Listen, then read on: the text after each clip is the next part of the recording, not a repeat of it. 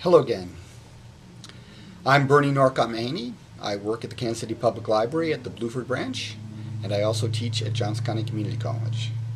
April is National Poetry Month, and I am using the month to recite one poem, or in a couple of cases, two poems or two selections from poems a day.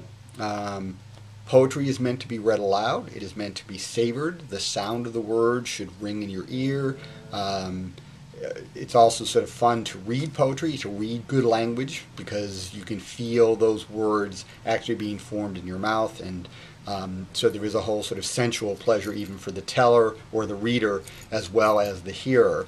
So that aspect of poetry is too often, I think, ignored, and people read books of poems rather like they're reading prose, and as a result they miss a lot of the fun and the joy of poems. So at any rate, that's why I'm reading these poems aloud.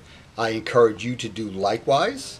You don't need to necessarily post stuff on YouTube, although I would like at some point to get together a group of people who each have a favorite poem that they would like to share, and then we'll need to see about getting copyright and so forth so that we can actually post those. All the poems that I am reciting this month, they're all in the public domain, so there is no copyright concern.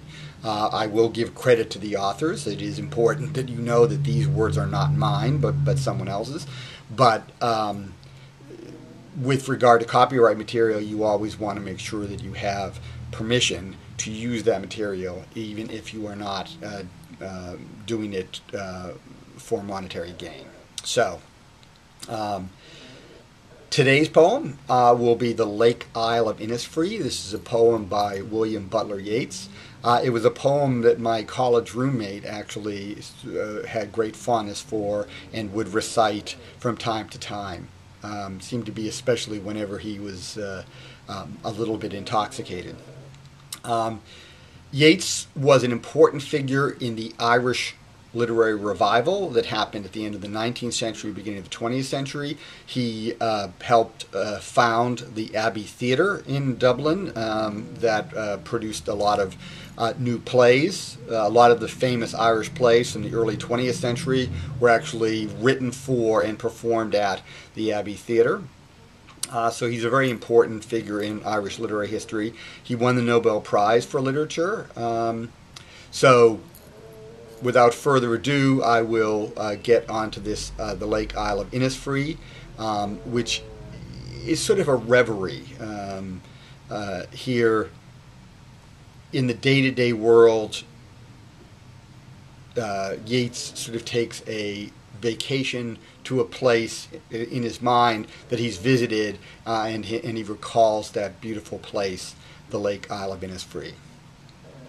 So The Lake Isle of Innisfree by William Butler Yeats. I will arise and go now, and go to Innisfree. In a small cabin build there of clay and wattles made, 9 bean rows will I have there, a hive for the honey bee, and live alone in the bee-loud glade. And I shall have some peace there, for peace comes dropping slow, dropping from the vales of the morning to where the cricket sings, there midnight's all a glimmer, and noon a purple glow, and evening full of the linnet's wings.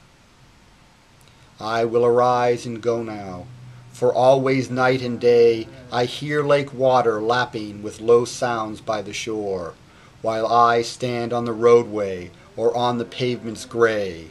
I hear it in the deep heart's core. So that was The Lake Isle of Innisfree by William Butler Yeats, one of the great Irish poets.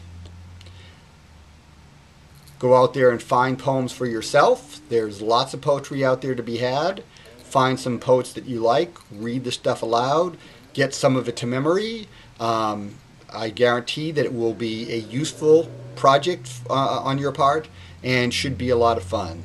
So until tomorrow, take care. Bye.